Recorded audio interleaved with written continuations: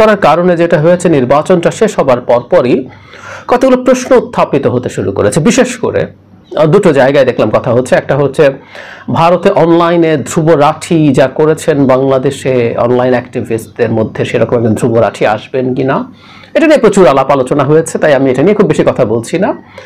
অন্য আরেকটা প্রশ্ন উঠেছে, আমি অনেককে দেখেছি যারা সরকার বিরোধী এবং যারা মনে করেন বাংলাদেশে একটা গণতান্ত্রিক ব্যবস্থা চালু হওয়া দরকার, তারা ভারতের বিরোধী দলীয় নেতার সাথে বাংলাদেশের প্রধান বিরোধী দল বিএনপির এক ধরনের তুলনা করে বিএনপির অক্ষমতা, অদক্ষতা এগুলো সামনে আনার চেষ্টা করছেন।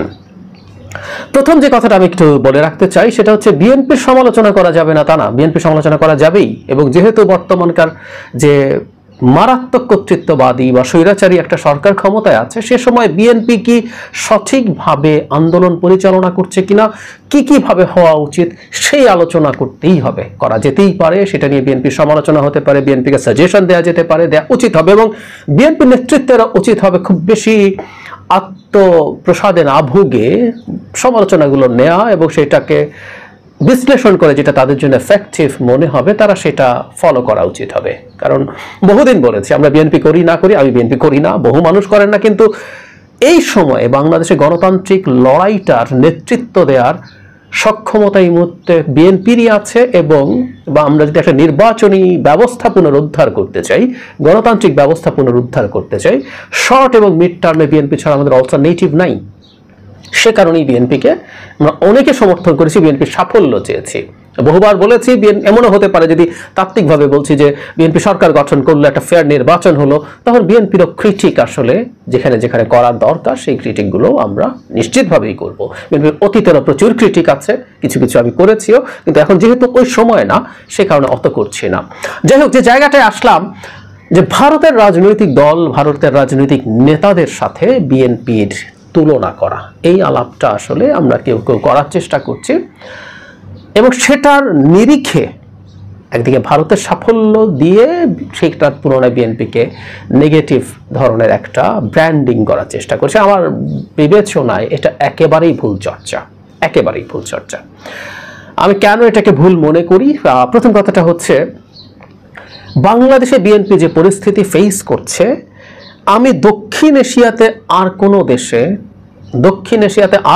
যেখানে অন্তত নির্বাচন আছে, আফগানিস্তানকেও এখন আমরা দক্ষিণ এশিয়ার দিকে ধরি, ওখানে কোনো নির্বাচনী ব্যবস্থা নেই, কাগজে কলমেও, মানে ওটা ছাড়া ওখানে তো নেই। আর যেখানে যেখানে আছে, বাংলাদেশ, ভারত, পাকিস্তান, নেপাল, ভুটান, শ্রীলঙ্কা, এই সব দেশের মধ্যে বাংলাদেশের সিচুয়েশন এর মতো এত ইউনিক সিচুয়েশন আর একটা দেশেও নাই। সেই কারণে বাংলাদেশের বিএনপি কি করছে, কিভাবে করছে, তার সাথে আর কোনো দেশের আলোচনাই হতে পারে না, তুলনাই হতে পারে না। আমি সিরিয়াসলি এটা মনে করি। কেন? আচ্ছা, ভারতে বিরোধী দলগুলোর লড়াই কি ছিল এই প্রসঙ্গে একটু বলে রাখি। ভারতের ধ্রুব রাঠির লড়াই কি ছিল? ধ্রুব রাঠির লড়াই ছিল বয়ান নষ্ট করা। ভারতে যেহেতু সব মিডিয়া গদি মিডিয়া হয়ে গেছে, মেইন স্ট্রিমগুলো অবিশ্বাস্য উদ্ভট রকমের কথাবার্তা মেইন স্ট্রিমগুলো বলছে, সুতরাং তাদের যে তথাকথিত উন্নয়ন সহ অন্যান্য যা প্রোপাগান্ডা আছে, যে ন্যারেটিভ আছে, সেটাকে ডিবাঙ্ক করেছেন। ধ্রুব রাঠি ছিলেন, আরও 2-3 জন এনডিটিভির একজন জার্নালিস্ট যিনি একটা আলাদা ইউটিউব খুলেছেন, একসময় এনডিটিভিতে ছিলেন, আই ফরগট হিজ নেম, এরকম আরও কেউ আছেন। তারা আসলে এই ন্যারেটিভটা ভেঙে দিনের শেষে ভোটের বাক্সে কাজটা করেছেন। মানে বাংলাদেশে ন্যারেটিভ আমি অনেককে দেখেছি, রাইটলি খুব চমৎকারভাবে লিখেছেন এটা, যে বছরের পর বছর এই দেশের অনলাইন অ্যাক্টিভিস্টরা সামষ্টিকভাবে সরকারের এই তথাকথিত যে উন্নয়ন এবং অন্যান্য চেতনা টাইপের ন্যারেটিভ বহু আগে ডিবাঙ্ক করেছে। এতটাই ডিবাঙ্ক করেছে যে এখন আর ভয়ে নির্বাচনও দেয় না, যে কোনো রকম একটা আধা ফেয়ার নির্বাচনেও আওয়ামী লীগ ভেসে যাবে। সো ধ্রুব রাঠির চেয়ে অনেক বেশি এফিশিয়েন্ট কাজ বাংলাদেশে হয়ে আছে, আসলে হয়ে আছে। রাজনৈতিক দলগুলো কি করেছে? গুরুত্বপূর্ণ কাজ করেছে। রাজনৈতিক দলগুলো মানুষকে অর্গানাইজ করেছে, মানুষকে একত্রে এনেছে, মানুষকে একত্রে এনে ভোটের কেন্দ্রে নিয়ে গেছে। কারণ ভারতে নির্বাচন মানে শুধু ভোটের দিন না, ভারতের নির্বাচনী ব্যবস্থা নিয়ে এখন অনেক প্রশ্ন তৈরি হয়েছে। আনডাউটেডলি ভারতের নির্বাচন কমিশন এইবার প্রথমবারের মতো অত্যন্ত সিরিয়াসলি কোয়েশ্চেন্ড হয়েছে। কিন্তু এখনো ভারতের পোলিং ডেটা, ভোটের দিনটা অনেক ফেয়ার এবং সেই ভোটটা সঠিকভাবে কাউন্টেড হবে, এটা গ্যারান্টেড আছে। সেই কারণে ভারতে আপনি যদি আপনার ভোটারদেরকে সব চাপের পর কেন্দ্রে নিয়ে যেতে পারেন, আপনি নিশ্চিত থাকতে পারেন যে সেটা সঠিকভাবে তিনি ভোট দিতে পারবেন এবং সেটা কাউন্টেড হবে। এই যে এত বড় নির্বাচন হলো, আমরা কি কোথাও দেখেছি বিভিন্ন এলাকায় ধরে ধরে পিটিয়ে খুনাখুনি মারামারি হচ্ছে? সংখ্যাটার পার্সেন্টেজ কত হবে? কিছু দেখেছি? পশ্চিমবঙ্গ তার মধ্যে একটা গুরুত্বপূর্ণ উদাহরণ। সারা ভারতে কি খুব হয়েছে? খুব হয়নি। হ্যাঁ, ভারতের সরকার, এই বিজেপি সরকার অত্যন্ত অথরিটারিয়ান আচরণ করেছে। সে তার মিডিয়া নিয়ন্ত্রণ করেছে, সে বিরোধী দলের উপরে চাপ তৈরি করেছে, কংগ্রেসের অ্যাকাউন্ট বন্ধ করে দিয়েছে, একজন মুখ্যমন্ত্রীর দুজনকে, এর মধ্যে আমাদের একজনকে তো আমরা চিনি, অরবিন্দ কেজরিওয়ালকে জেলে নিয়ে যাওয়া হয়েছে। এরকম নানা রকম চাপ তৈরি করা হয়েছে। এছাড়াও অনেক লোকের বিরুদ্ধে সিস্টেম্যাটিকলি দুটো প্রতিষ্ঠান, সিবিআই এবং ইডি, এনফোর্সমেন্ট ডিরেক্টরেট এবং সেন্ট্রাল ব্যুরো অফ ইনভেস্টিগেশন, লেলিয়ে দিয়ে তাদের উপরে চাপ তৈরি করে অনেককে বিভিন্ন দল থেকে ভাগিয়ে নেওয়া হয়েছে। এই কাজগুলো করার চেষ্টা করা হয়েছে, কারণ ভারতের নির্বাচনী ব্যবস্থা ঠিক থাকলেও বিজেপি এসে তার গণতান্ত্রিক প্রসেসটা ভেঙে ফেলার চেষ্টা করেছে। কিন্তু দিনের শেষে রাজনৈতিক দলের কাজ তারপরও আসলে ভোট, কারণ রাজনৈতিক দল ভোটে বিশ্বাস করে যে আমি পোলিং ডেটা এখনো আমি বিশ্বাস করি ওই জায়গাটা ঠিকঠাক মতো থাকবে। বাংলাদেশে বিএনপির কাজ কি ভোটে নিয়ে যাওয়া?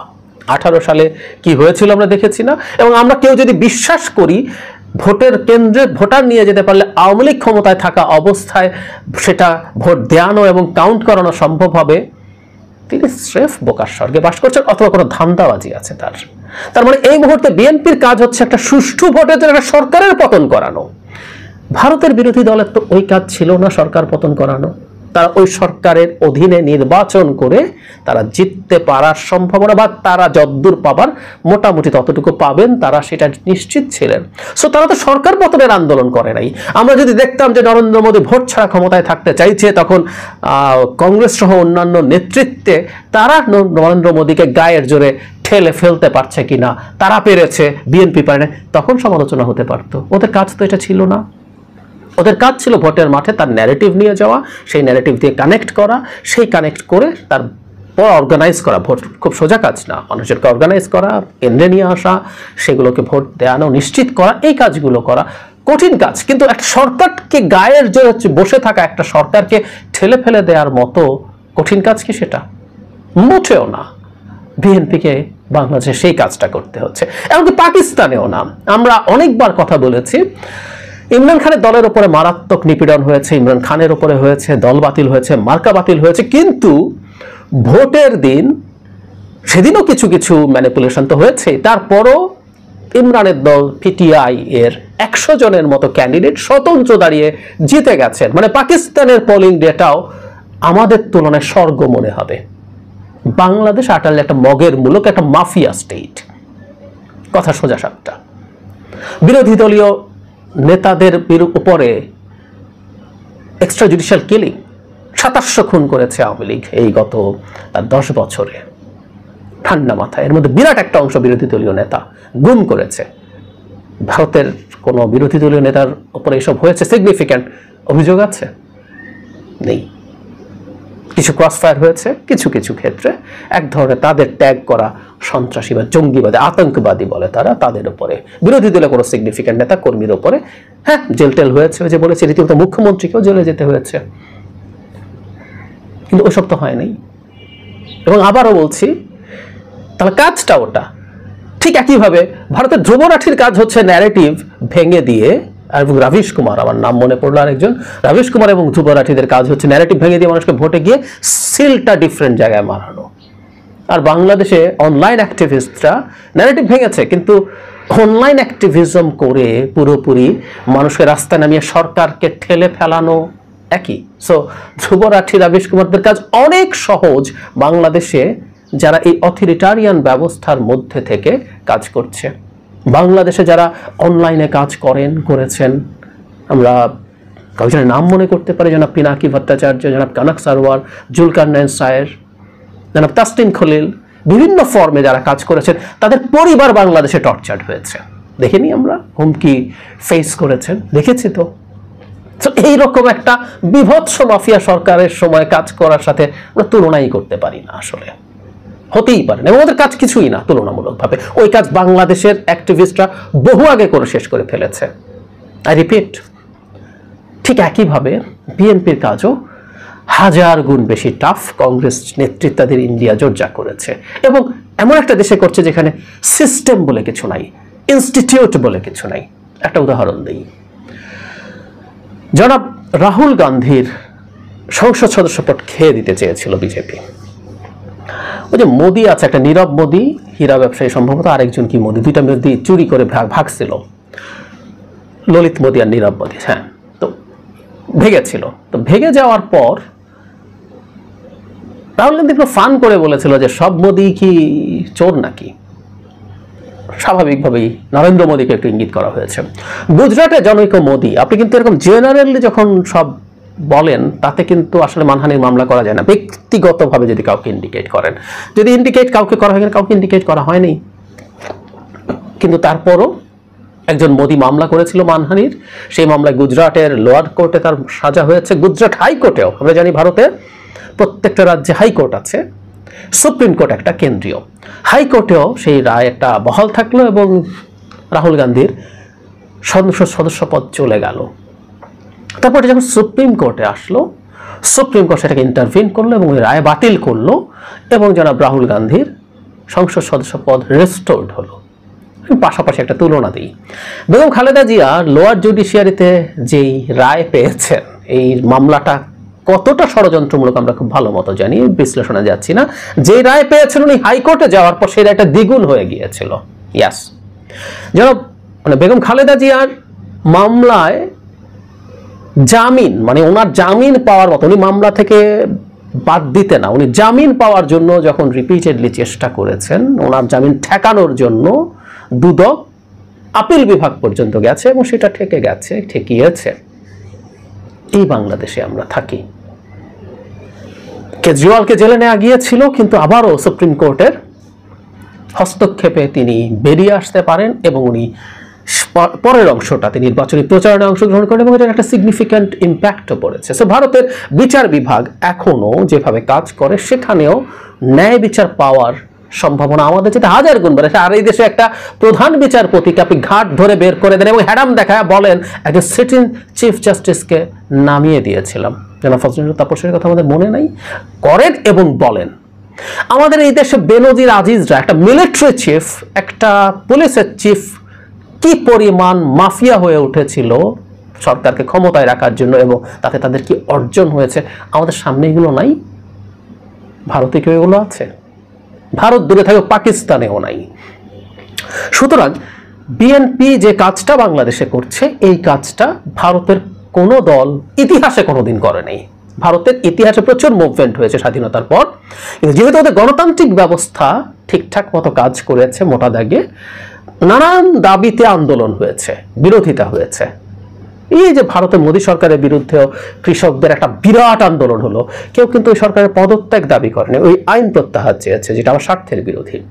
কারণ ওই সরকারটাও ভোটে নির্বাচিত সরকার, তাই সেটা কেউ চায়নি। প্রচুর অত্যাচার নিপীড়ন হয়েছে, মারা গেছে কৃষকরা, কিন্তু কেউ পদত্যাগ চায়নি। সো ভারতে কোনো রাজনৈতিক দলকে সরকার ঠেল্লা ফেলাতে হবে এই আন্দোলনটা করতে হয় নাই, বিএনপিকে করতে হচ্ছে। এর আগে একটা সময় এরশাদের সময়ও করতে হয়েছে, আর এখনকার সরকার তো এরশাদের তুলনায় হাজার গুণ বেশি ক্রিমিনাল সরকার। সো এই ক্রিমিনাল সরকারকে এখন বিএনপি, হ্যাঁ এটা নিয়ে আমি একমত যে এইটাকে ফেলারও দায়িত্ব বিএনপির। বিএনপি এই দেশের প্রধান রাজনৈতিক দল, বিরোধী রাজনৈতিক দল, তার এই ক্ষেত্রে কি কি ভুল আছে সেই আলোচনা আমরা করতে পারি, আলোচনা করা উচিত। বিএনপিকে সাজেশন যদি কিছু থাকে সেটা দেওয়া উচিত, বিএনপিরও খোলা মনে সেগুলো গ্রহণ করা উচিত। কিন্তু ভারতের দলগুলোর তুলনায় বিএনপি সফল ব্যর্থ, এই তুলনাটাই অর্থহীন, এই তুলনাটাই ভুল। বরং এই মারাত্মক সংকটময় সময়ে 17 বছর বিএনপি ক্ষমতায় নেই, অত্যাচার নিপীড়ন হয়েছে, এই নির্বাচনে বিএনপিকে ভাঙার চেষ্টা করে ভাঙা যায় নাই। বিএনপি সত্যিকার অর্থেই একটা জেনুইন রাজনৈতিক দল হয়ে উঠেছে এই সময়গুলোতে।